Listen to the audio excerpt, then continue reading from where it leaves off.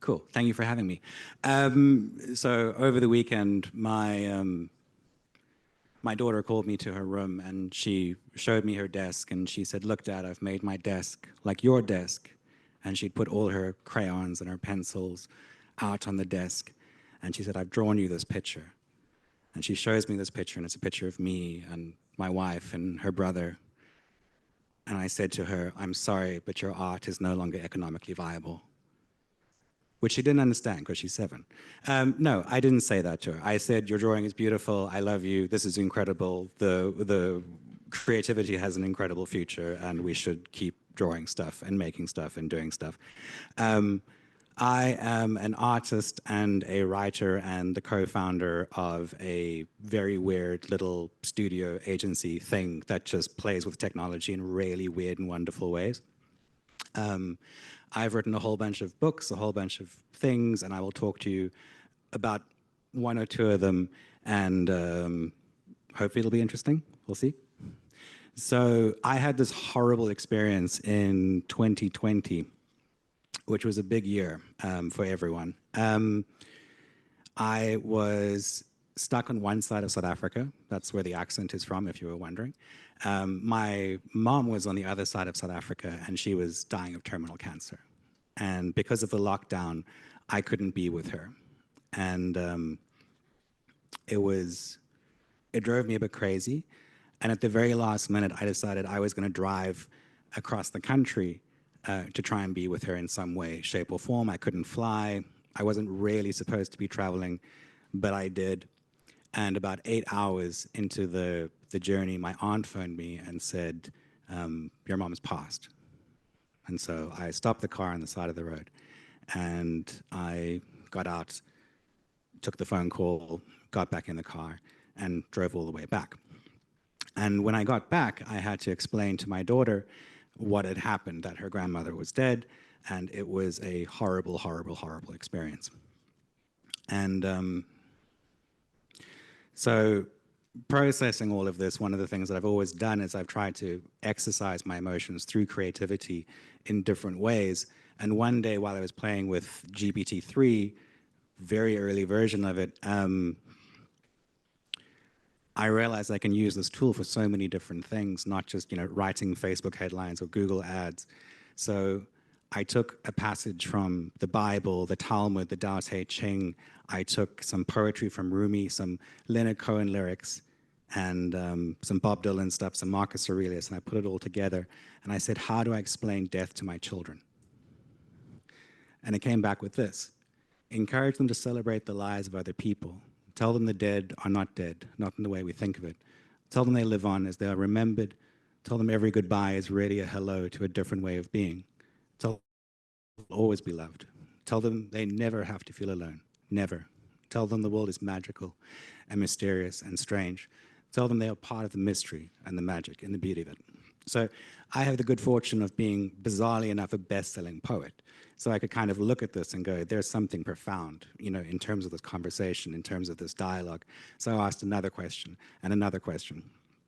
And it became this book called What Makes Us Human, which you should all go out and buy, because that's what my publisher wants me to say to you.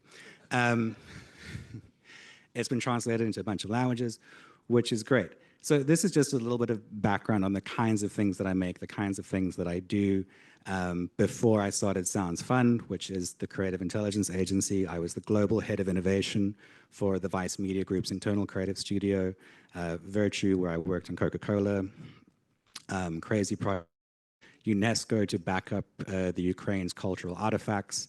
And I decided to start my own thing because I saw the opportunity with this new technology and what was happening. So I'll talk to you about 1 or 2 other things, and I'll let you get on with your day. One of the projects we've finished recently was an experiment with Intel and Microsoft that we did at Microsoft Ignite called The Art of AI, where we worked with artists and Microsoft and Intel to investigate different ways consumers might interact with artificial intelligence. So this first piece is by a guy called Alexander Reben, who is OpenAI's first artist in residence. He created this installation called the Typography of Talk, where you can walk up to the sculpture and talk to it and it'll take everything you say and turn it into a haiku. So you can tell it about your breakfast burrito or where you want to go on holiday or whatever you want. And it'll make the conversation kind of fun and interesting. So it begs the question, like, what does that mean for customer service? What does that mean for the ways people interact with your brand? Matiana Tafensu created something called Building Beyond, powered by computer vision. And it was very simply, how can you gamify a retail experience? How can you gamify your store? How can you make someone walking through a space have more fun when they're in the space? And it was simply this generative experience powered by computer vision. And people would just stand there for hours and dance and interact with it. Sai Parmigiani created a generative AI vending machine to investigate what hyper-personalization at scale could mean. So you could walk up to this and you could tell it what your favorite color was, what your favorite shapes were, how you were feeling, and it would vend you like a customized digital art product that you could collect. So we love these kinds of experiments. The very last thing I'm going to talk to you about is called the Iain arc. So we did this with an institution called the Berggruen Institute.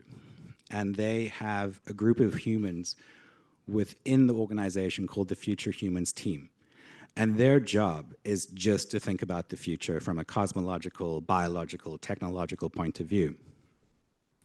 And so they said to us, can you create something that makes people think about the very, very, very far distant future?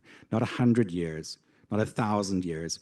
Can you make someone think about 1,000,000 years from today? This is where the video would go.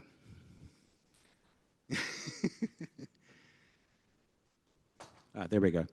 So how it works is the first part of the digital experience is a series of questions where you answer questions about how you feel about life, how you feel about love, how you feel about the world around you, how you think about conflict. It takes you a good 20 minutes to go through all of this and kind of answer it in detail. And then once you have, we take your questions and answers and create a data set out of it, which you can go and interact with. You can go and interact with other people's data sets. If you play the next video. And so what we've done is we've recorded a version of you, not you, but a version of you that understands, you know, part of your philosophy, part of what you think about life. And then what we're doing is we're taking all of that data and we're blasting it into glass because glass doesn't biodegrade. So there's the possibility that in 1,000,000 years from now, someone could take that piece of glass, find the data in it, and you could have a conversation with a human in the incredibly far distant future. So our approach to this kind of technology, and I'm at time exactly, I think I did well,